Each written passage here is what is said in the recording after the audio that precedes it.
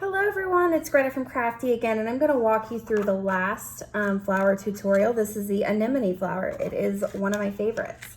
So as usual, I had already cut out my pattern templates, and then I used those to cut out all my pieces in felt.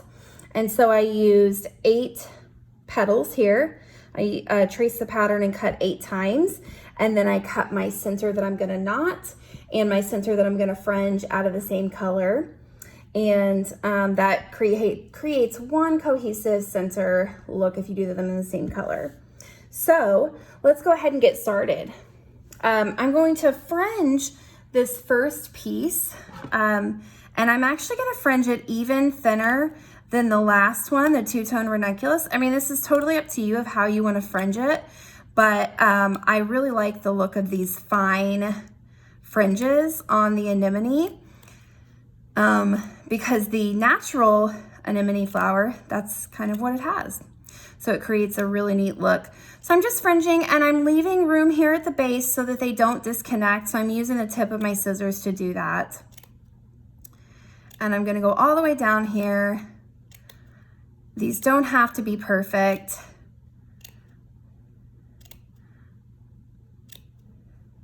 And we'll cut all the way down on this piece. And then this will wrap around our center knot that we're gonna do in just a second.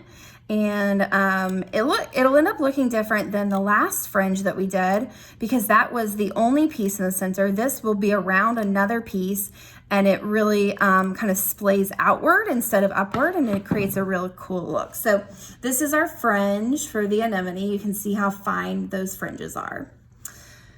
The next thing we're gonna do is take this other center piece. On your template, it says that this is the piece to knot, and so that's exactly what we're gonna do. We're gonna do a small knot, smaller than what we did with the ranunculus.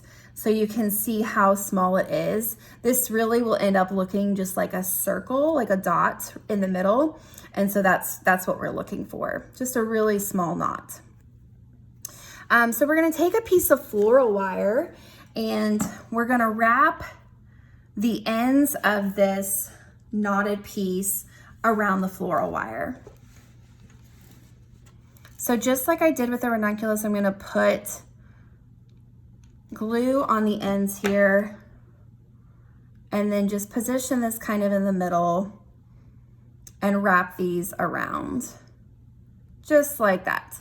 And that pushes that center knot up there to be front and center, because it'll be poking out of the middle of our flower and give us that nice center look.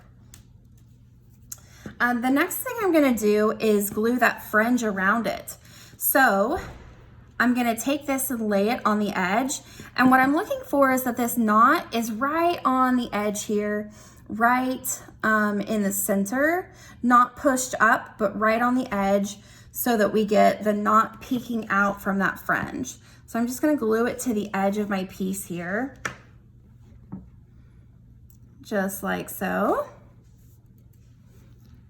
And then I'm gonna roll this around the center piece. So just like the other ones, were added glue down the edge and then rolled. That's what I'm gonna do. I'm gonna take this and roll it around the center.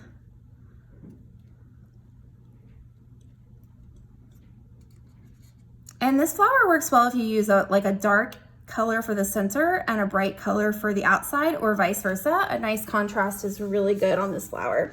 And you can see what I have here. And then when you push it outward, you see that that knot is poking out, and that gives us that anemone look. I just love that. Okay, let's set that aside for just a second. We're gonna take our petals and we're gonna start attaching them to the center of our flower. And the way we're gonna do that is we're gonna kind of think of this as 4 sides. And we're gonna have the petals overlapping slightly as we go. So I'm gonna add a little bit of glue to the bottom of the petal, and then I'm gonna put it at the base of the flower, just like that. And I'm going to overlap them just a little bit as I'm adding them here. Just a little tiny bit.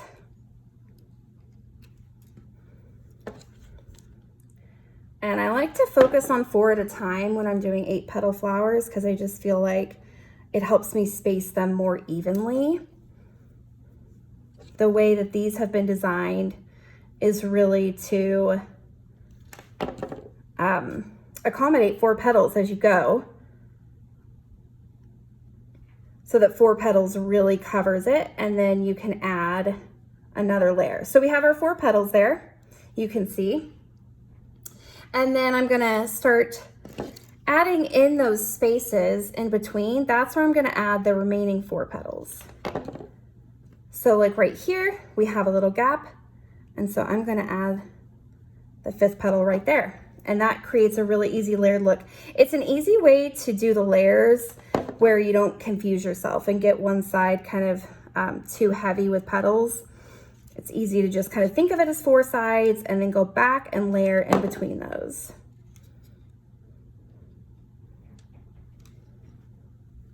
And I have 1 petal left here. This one's a super quick one to make. I love this one though because you get so much impact out of it. And where am I, speaking of not overlapping too much? Let's see here. It looks like I'm gonna scoot that petal just over a little bit, and I'm gonna add this right over here. Oh, there we go. Now it's more in the middle. So you can see how easy it is to double up on petals. But the good thing is you can keep adjusting it. So that's our anemone. You can go ahead and push the center out so that it really displays that center in the middle. And you have your anemone. Now you can see here that I have a few of my Sharpie marks, and that's not super cute. So I'm gonna go ahead and trim those off of the edges. And if you have any petals that you're not loving the shape, you can do that too, but that's our anemone. Super easy. And that's our final flower for a wreath.